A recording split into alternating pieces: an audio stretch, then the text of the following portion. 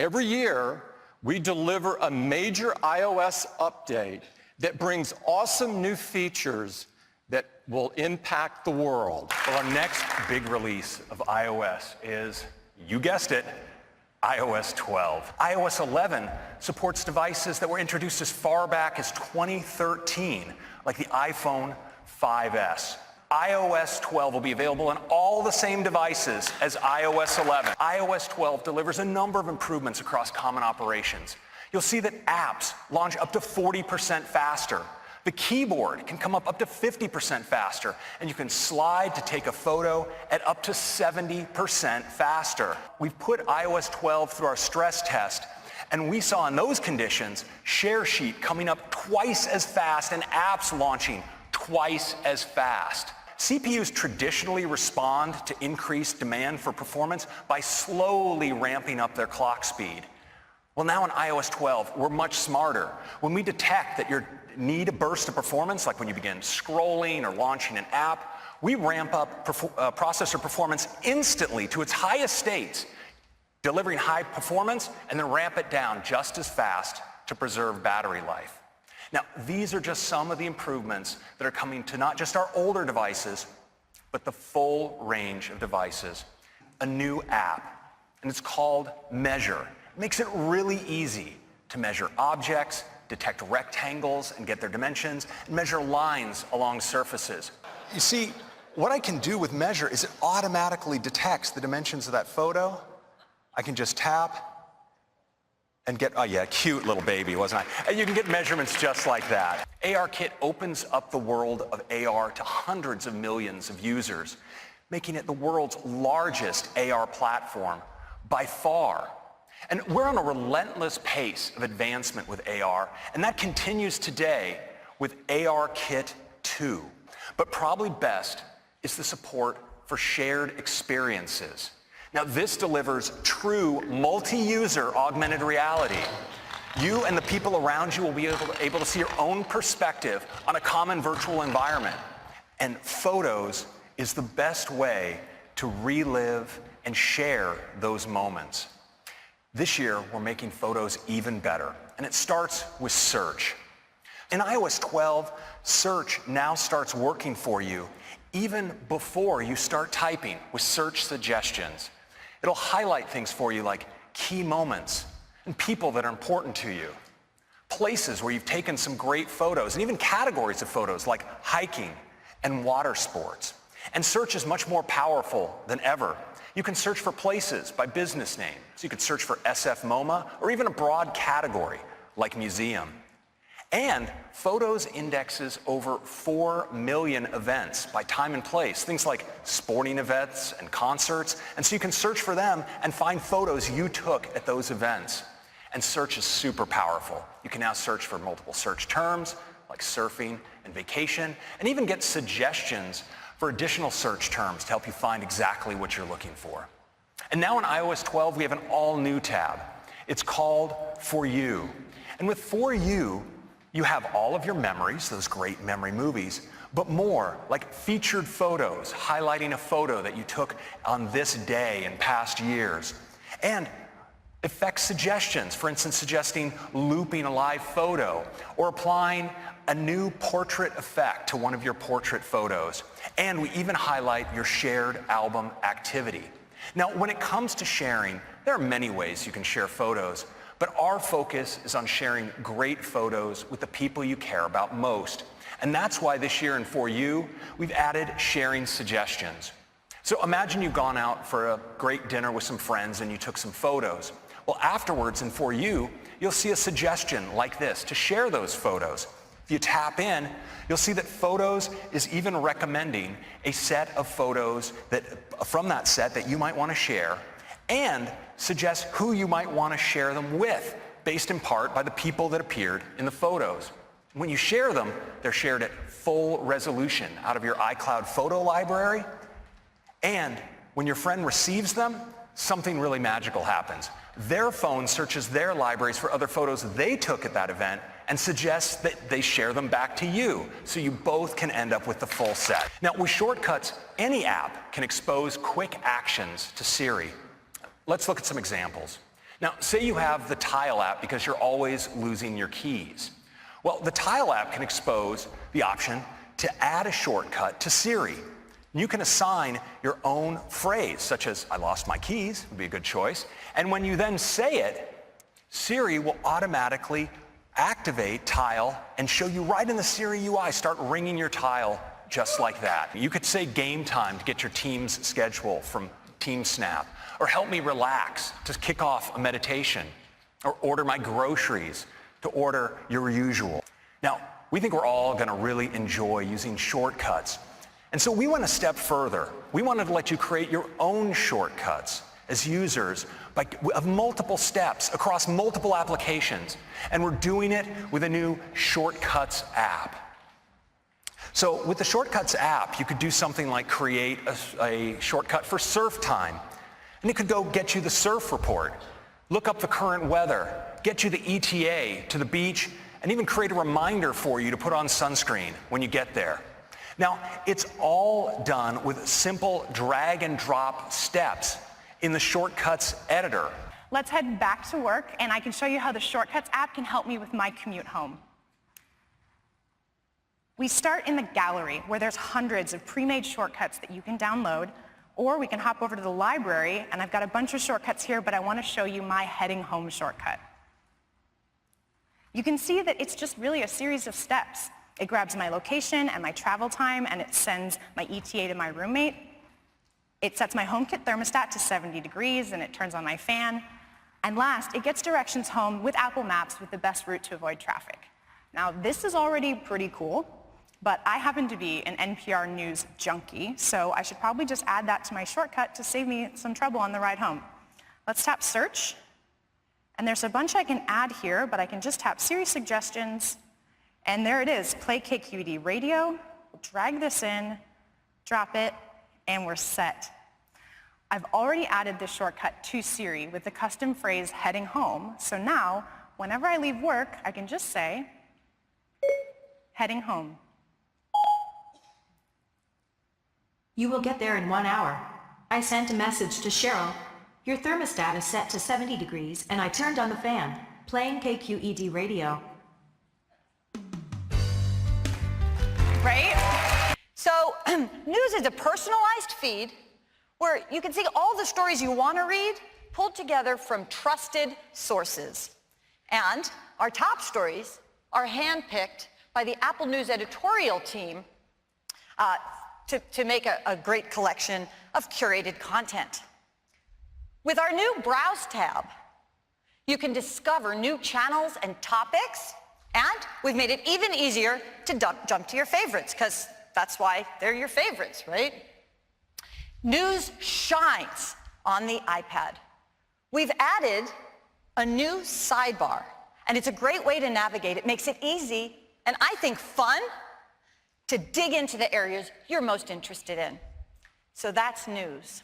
Now, we've completely rebuilt the Stocks app, and it's got a beautiful new design. Of course, you can still see the stock prices and the changes at a glance, but we've added spark lines, those little charts, that show the stock performance throughout the day. And that's cool, but are you ready? We are so excited to announce we're bringing Apple News to Stocks. I'm really excited about that. And the top stories in Stocks features business news, right? Curated by the Apple News editors. It's pretty terrific. You can tap on any stock to get a more detailed view, so you can see an interactive chart that now includes after-hours pricing. And you see relevant headlines from Apple News curated by our Apple News editors. So it looks great. And if you tap on one of those headlines, you'll see the full article without leaving the app. And of course, it's formatted to look gorgeous on the iPhone. Now, with iOS 12, we're bringing Stocks to iPad. Next up, voice memos. We've also completely rebuilt voice memos to make it even easier to use. And we're bringing voice memos to the iPad for the first time. And we think that iBooks is the best way to discover and experience ebooks, as well as audiobooks. And with iOS 12, we're introducing an all-new design. And we think the update is so great, we're calling it Apple Books, a new name. Apple Books has some great new features. For example, Reading Now, with a preview that makes it really easy for you to pick up reading right where you left off. And there's so much more, including a stunning new store that makes browsing through your ebooks and audiobooks better than ever. We love these updates, and we think you will too. But we also have a smart and safe way to use your apps in the car. I think you know I'm talking about CarPlay. CarPlay already supports third-party audio and voice messaging, voice calling and messaging apps. You probably know that. But what you might not know is with iOS 12, CarPlay will also support third-party navigation apps. Now, it starts with Do Not Disturb. There are times of the day, or times when you just don't want to be disturbed, and one of those, of course, is at night. Sometimes you wake up in the middle of the night and you look at your phone, maybe just to check the time, and you're confronted with something like this. Barrage of notifications that spin you up and keep you from falling back asleep.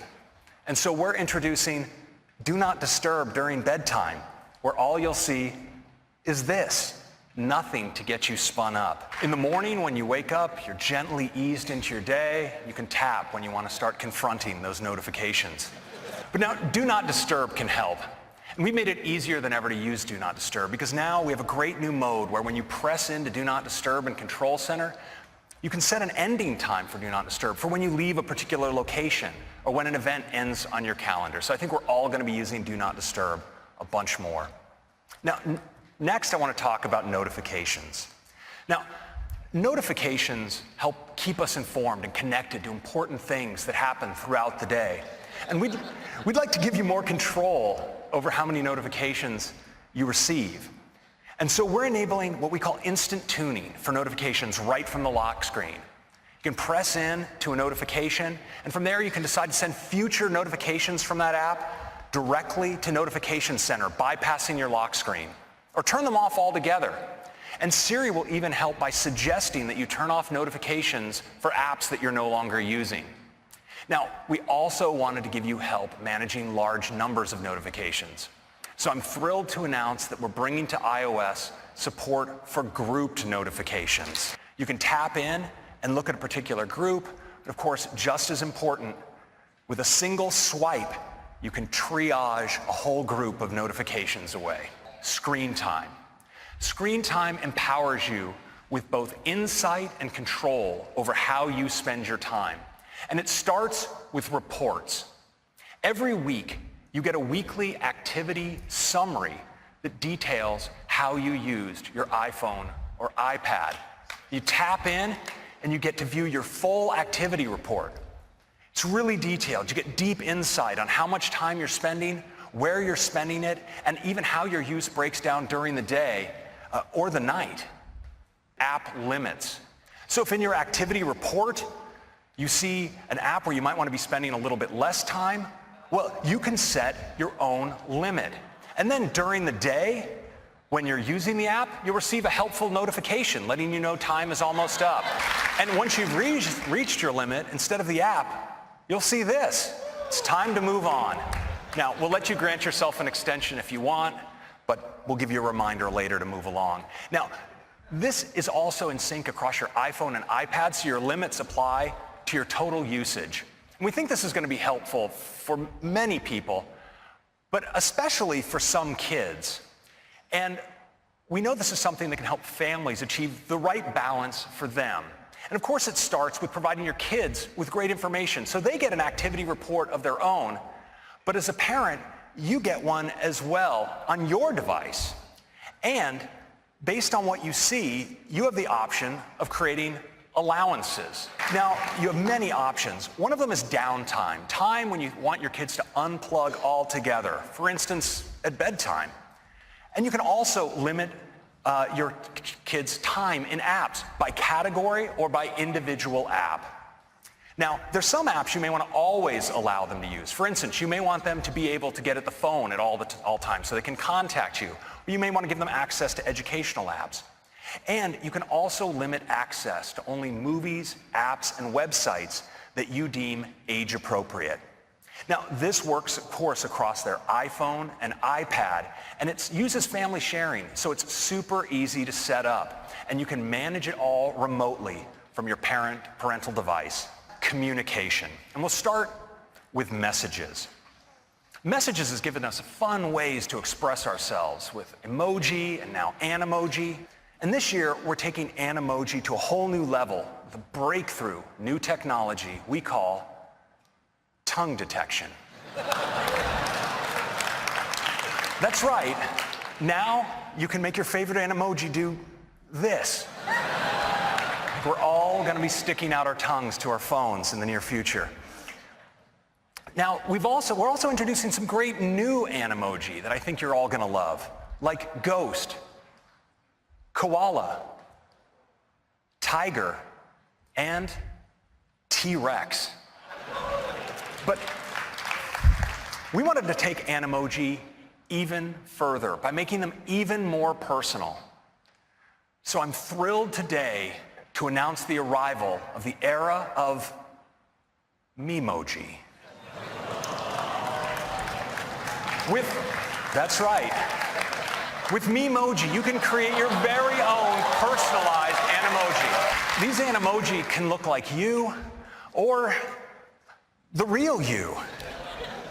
And we've worked hard to build a deep set of customization options to let our customers create an incredibly diverse set of Memoji.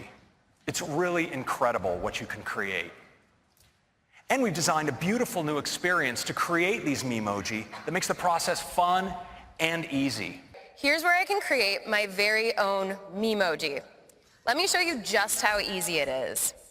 I recently chopped my hair, so I want one that matches the new me. So I've selected a skin color, and now I'm trying to figure out just the right amount of freckles. It's a real Goldilocks scenario. Yeah, these are just right. Okay, on to the main event. There are so many hairstyles to choose from. First, I'm gonna grab my color, and then like I said, I need to go a little bit shorter. All right. Nope, this is the one. Now that I'm all set, I can of course select my eye color. And what's really amazing is as I'm making changes, the character up above is coming to life. There are tons of options for me to customize. I could add earrings, but what I really want is a great pair of sunnies. So I'm gonna come over to eyewear and pick out some frames. Maybe not for today. I think I need 2 lenses. These are the ones. Now that I have frames, I'm gonna tint my lenses to make a great pair of sunglasses. I have a message here from my partner.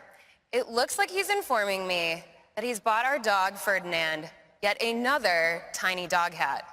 This isn't even the first. I think this is the perfect opportunity for a response with this new fun camera. So I'll tap to pull up the camera, and then I can see this little star over here on the left. Tapping on that gives me a strip with all sorts of new effects. So I could add things like shapes or text. But let's check out these filters. Ooh, so this is comic book. It's really fun, but for a response about a tiny dog hat, I think I'm gonna go in a different artistic direction. So what I really need to do is add a sticker from one of my favorite sticker packs. Ferdy looked really excited about that new dog hat, so I'm gonna put him right here. And now we have an all new way for you to use Animoji. I can apply my favorite Animoji right here, live. Let's talk about FaceTime. Yeah. FaceTime is the way that so many of us connect with the people in our lives and share some of our most important moments. And it's helped us deepen our connection with people important to us wherever they are. And of course, it's a fun place just to hang out. Now, this year, FaceTime is going to take a big leap forward because today we're introducing Group FaceTime. You'll be able to FaceTime with 2 people, 3 people, actually up to 32 simultaneous participants. And this is iOS 12. Improved performance, new AR experiences, Siri suggestions, screen time, Memoji and fun effects in the Messages camera, and group FaceTime. I hope you like it.